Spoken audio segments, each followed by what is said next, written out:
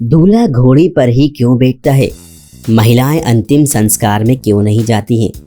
कम उम्र में बाल सफेद क्यों हो जाते हैं? सबके फिंगरप्रिंट अलग अलग क्यों होते हैं? क्या किन्नर भी शादी करते हैं? इन सभी सवालों का जवाब देंगे हमारे आज के इस अनोखे सवाल जवाब के इस वीडियो में। अगर आप हमारे चैनल पर नए हैं तो हमारे इस चैनल को सब्सक्राइब कर लीजिए, बेल आइकन ज़रूर प्रेस कीजिए और ऑल ज़रूर सेलेक्ट कीजिए। ये वीडियो हम बहुत ही मेहनत से बनाते हैं, इसलिए इस वीडियो को आप शेयर ज़रूर कीजिए और अगर आपके मन में कोई भी सवाल है तो उसे कमेंट बॉक्स में ज़रूर लिखिए। दूल्हा घोड़ी पर ही क्यों बैठता है? घोड़े को वीरता और शौर्य का प्रतीक माना गया है, वहीं घोड़ी को उत्पत्ति का कारक करार दिया गया है। पौराणिक काल में घोड़ों पर बैठकर युद्ध लड़ने का चलन था। श्री राम और भगवान कृष्ण भी अपने विवाह वाले दिन घोड़ी पर ही आए थे।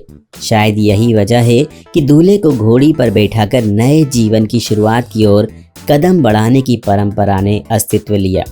पुराणों के अनुसार जब सूर्य देव की 4 संतानों यम, यमी, तप्ती और शनिदेव का जन्म हुआ, उस समय सूर्य देव की पत्नी रूपा ने घोड़ी का ही रूप धरा था। शायद तभी से घोड़ी को उत्पत्ति का कारक माना जाने लगा। एक अन्य मान्यता के अनुसार घोड़ी बुद्धिमान, चतुर और दक्ष होती है। उसे सिर्फ स्वस्थ और योग्य व्यक्ति ही नियंत्रित कर सकता है। दूल्हे का घोड़ी पर आना इस बात का प्रतीक है कि घोड़ी की बागडोर संभालने वाला पुरुष अपने परिवार और पत्नी की बागडोर भी अच्छे से संभाल सकता है। महिलाएं अंतिम संस्कार में क्यों नहीं जाती हैं? किसी अपने के मरने के बाद खुद का रोक पाना बहुत मुश्किल होता है और ऐसे में शमशान घाट पर महिला का रोना मतलब मरे हुए व्यक्ति की आत्मा को शांति ना मिलना, इसलिए शामिल नहीं किया जाता है। हिंदू रिवाज के हिसाब से जो अंतिम संस्कार करने जाता है उसे गंजा होना पड़ता है।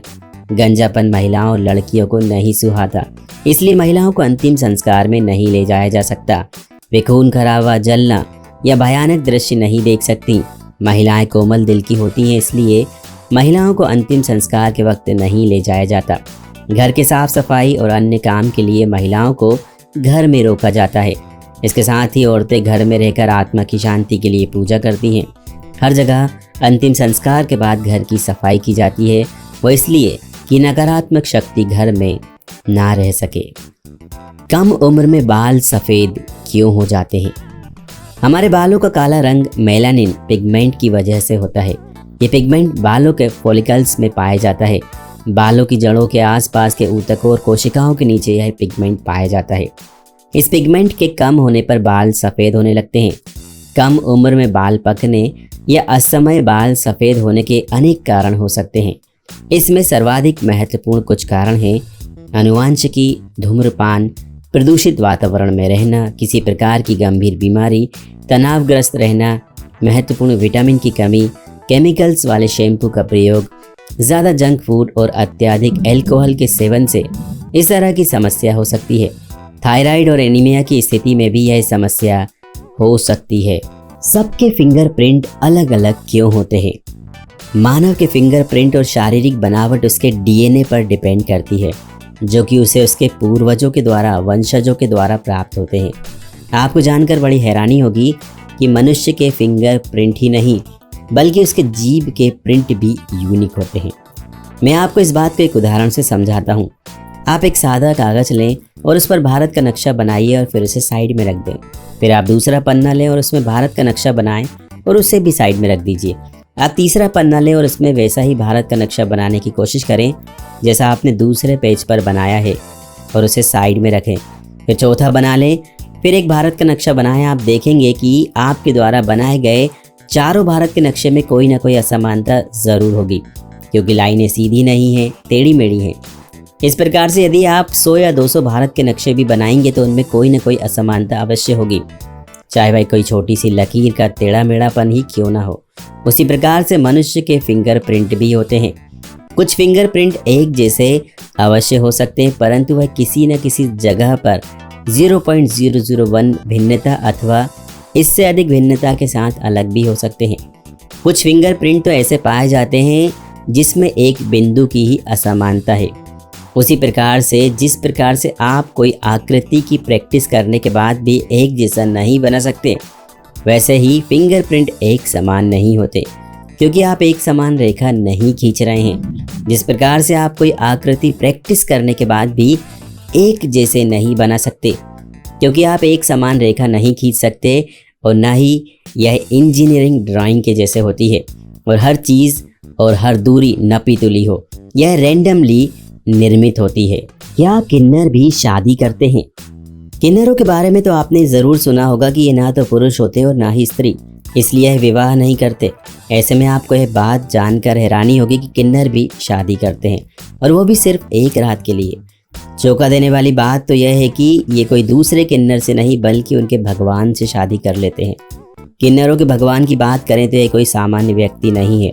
किन्नरों के भगवान अर्जुन और नाग कन्या उलूपी की संतान इरावन ही है, जिसको लोग अरावन के नाम से आज भी जानते हैं।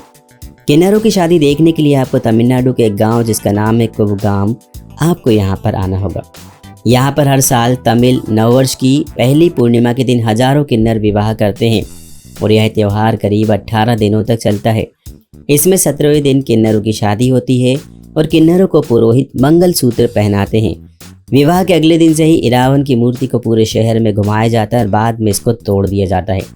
इसके साथ ही किन्नर को अपना सारा श्रृंगार उतार कर एक विधवा की तरह विलाप करने लगती हैं। अब आपको इसके पीछे के रहस्य के बारे में भी बता देते हैं। महाभारत के युद्ध में पांडवों में माँ काली की पूजा की, और इस पूजा में कोई एक राजकुमार की बलि देनी थी। इस काम के लिए कोई भी राजकुमार आगे नहीं आया, पर इरावन ने सामने से आकर कहा कि मैं इस काम के लिए पूरी तरह से तैयार हूँ। इरावन ने इस काम के लिए एक शर्त भी रख दी कि वह बिना शादी किए बलि पर नहीं चढ़ेगा। पांडवों के लिए बेहद ही मुश्किल परिस्थिति सामने आ गई कि सिर्फ एक दिन के लिए कौन राजकुमारी इरावन के साथ कौन विवाह करेगा। अब इस समस्या का समाधान भगवान श्री कृष्ण ने निकाल लिया और खुद ही मोहिनी रूप धारण करके सामने आ गए। भगवान श्री कृष्ण में मोहिनी रूप धारण करके इरावन से विवाह कर लिया और अगले ही दिन इरावन की बलि दी गई। बाद में श्री कृष्ण ने विधवा बनकर विलाप भी किया। इस घटना को याद करके अब सभी किन्नर इरावन को ही अपना भगवान मानते हैं और एक रात के लिए विवाह करते हैं। ये था वीडियो अनोखे सवाल जवाब का। इस वीडियो को शेयर ज़रूर करें, हमारे चैनल को सब्सक्राइब करें, बेल आइकन ज़रूर दबाएं, ऑल पर ज़रूर सेलेक्ट करें। अगर आपके मन में कोई भी सवाल है तो उसे कमेंट बॉक्स में ज़रूर पूछें और हमारे अगले वीडियो का इंतज़ार ज़रूर करें।